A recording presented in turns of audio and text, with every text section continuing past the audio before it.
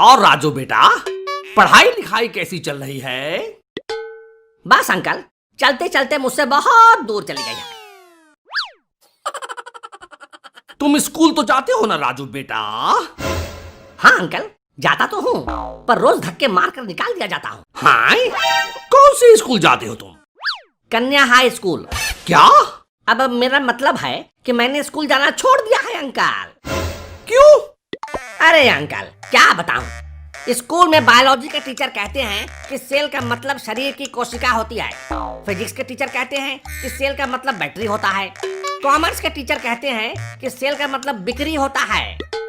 History के teacher कहते हैं कि सेल का मतलब जेल होता है, तो वहीं अंग्रेजी के टीचर कहते हैं कि सेल का मतलब मोबाइल होता है।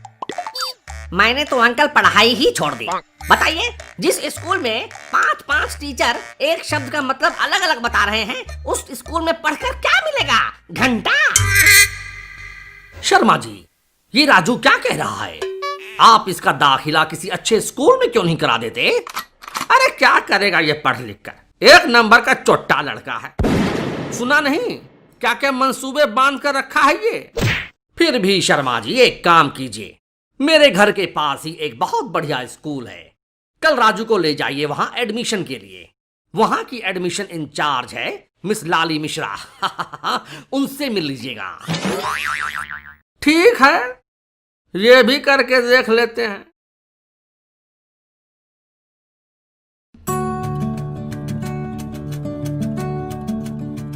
हाँ जी, बताइए किसका एडमिशन कराना है? लाली मैडम, ये मेरे पिताजी हैं। जाहिर सी बात है, ये तो अपना एडमिशन करवाएंगे नहीं, एडमिशन मेरा ही होगा। क्या आप भी मैडम कैसे कैसे सवाल पूछती हैं? ठीक है, अपना एडमिशन फॉर्म तो भर ही लिया होगा, दिखाओ जरा। ये लीजिए मैडम।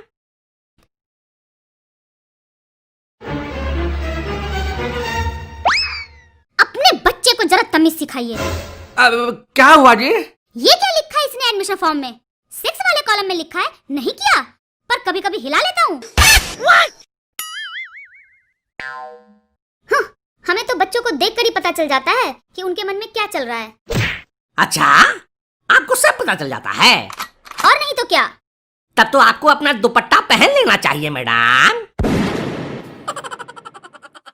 अच्छा ठीक है, शर्मा जी ऐसा कीजिए, आप थोड़ी देर बाहर बैठिए, मैं जरा इसका इंटरव्यू ले लूं, पता तो चले ये कितने पानी में है।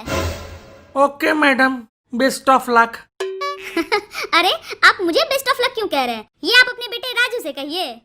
ये आपसे इसीलिए कह रहे हैं मैडम, क्योंकि ये जानते हैं कि इसकी जरूरत मुझे नहीं, थोड़ी देर में आपको पड़ने वाली है। क्या? वो सब छोड़िए मैडम, आप अपना इंटरव्यू चालू रखिए। ठीक है, सबसे पहले मैं तुमसे तुम्हारे घर परिवार और माता पिता के बारे में पूछूंगी। एकदम पूछिए मैडम। ये बताओ कि तुम्हारे पेरेंट्स क्या करते हैं? पता नहीं मैडम, मुझे तो जल्दी सुला देते हैं। अरे मैं ये पूछ रही हूँ कि तुम्हारे पापा क्या करते हैं? जी वो रोज गालियाँ खाते हैं। क्या मतलब? मतलब कि वो BSNL में कस्टमर केयर एग्जीक्यूटिव है। हैरानी की बात नहीं है मैडम, उस कंपनी का ना तो मोबाइल नेटवर्क ढंग से काम करता है और ना ही इंटरनेट कनेक्शन। लोग तो गाली देंगे ही ना। एक बार मेरे दोस्त ने मुझसे पूछा कि मैं कौन सा इंटरनेट यूज करता हूँ। मैंने कहा BSNL। उसने पूछा मंथली क्या देते हो? मैंने कहा गालियाँ। अच्छा ठीक है, अपनी राम कहानी मत सुनाओ। ये बताओ तुम्हारे घर में सबसे बड़ा कौन है? मैं।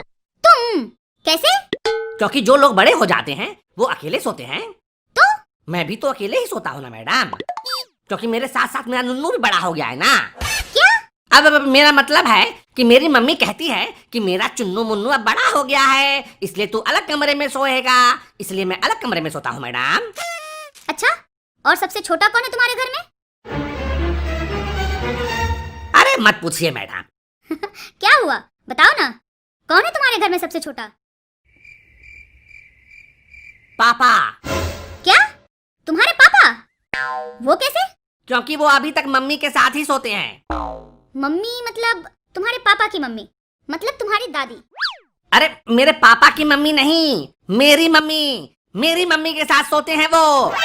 तो क्या हुआ, हर आदमी अपनी पत्नी के साथ सोता है, तुम्हारी मम्मी तुम्हारे पापा की पत्नी ही तो है। अरे मैडम, मेरे पापा तो इतने छोटे बच्चे की तरह हरकतें करते हैं कि मत पूछो। दूध भी वो मम्मी का ही। क्या? अरे मैडम, घड़ी घड़ी आप ये क्या क्या क्यों करती रहती हैं? पूरी बात तो सुन लिया कीजिए पहले। मैं कह रहा था कि पापा दूध भी मम्मी के हाथों ही पीते हैं। मम्मी गिलास में दूध भरकर जब तक पापा को अपने हाथों से दूध नहीं पिलाती, वो दूध पीते ही नहीं है। और एक मुझे देख लीजिए मैडम, बचपन में जब मैं दूध नहीं पीना चाहता था तो मुझे जबरदस्ती दूध पिलाया जाता था, और आज जब मैं दूध पीना चाहता हूँ तो कोई पिलाने वाली नहीं मिलती। वैसे आपका दूध पीने पिलाने के बारे में क्या ख्याल है मैडम? क्या मतलब? अब मेरा मतलब है कि आपको तो दूध मिल ही जाता होगा, आपके तो घर की दुकान है। दो क्या? कुछ नहीं मैडम, आप अपना इंटरव्यू जारी रखिए। अच्छा ठीक है, चलो अब ये बताओ कि वॉवेल्स क्या है? वॉवेल्स तो बहुत ही स्पेशल टाइप के साउंड होते हैं मैडम, जो अक्सर सन्नी लियोनी की मूवी में सुनने को मिलती है। आ, ई, आई, ओ, ऊ। ये सनी लियोनी कौन है? सन्नी देओल को तो जानती है ना मैडम, तो बस समझ लीजिए ये उसी का स्त्री रूप है। अगर आपको इसके बारे में विस्तार से जानना है तो MSG टून्स का बकैती इन क्लासरूम पार्ट 7 देख लीजिए, सब समझ जाएंगी। ठीक है, ज्यादा ज्ञानी मत बनो। अगला सवाल सुनो। हर इंसान को अपनी औलाद प्यारी होती है, इस कथन को प्रूव करो। इसमें प्रूव करने की क्या बात है मैडम? ये तो सच ही है कि हर इंसान को अपनी औलाद प्यारी होती है। जैसे कि मैं अपने मम्मी पापा का लाडला हूँ। वो अलग बात है कि मैं थोड़ा नटखट भी हूँ। आप भी तो अपनी औलाद से प्यार करती होंगी, है कि नहीं? मेरी तो अभी शादी भी नहीं हुई। लगती तो आप 4 बच्चों की माँ हैं। क्या? अब मेरा मतलब है मैडम कि बच्चे पैदा करने के लिए शादी करने की क्या जरूरत है? फालतू में शादी का लफड़ा, दुनिया भर के खर्चे, पति का नखरा सा हो सो अलग। इसीलिए अकेले रहो, मस्त रहो, मूली गाजर यूज करो। और क्या? मूली गाजर? ये ऑप्शनल है, आप चाहें तो ये बंदा आपकी सेवा में हाजिर हो सकता है। मौका देके देखिए मैडम। ज्यादा बकवास ना करो। मैंने तुमसे पूछा था कि आदमी को अपनी औलाद प्यारी होती है, इस कथन को सिद्ध करो। चलो बताओ। इस कथन को प्रूव करने के लिए क्या मैं आपको एक प्रैक्टिकल एग्जांपल दूं मैडम? हाँ बताओ। हर आदमी को अपनी पाद अच्छी लगती है। क्या? एकदम प्रैक्टिकल एग्जांपल है ये मैडम। किस तरह का वाहियात एग्जांपल है ये? ये रहा एग्जांपल।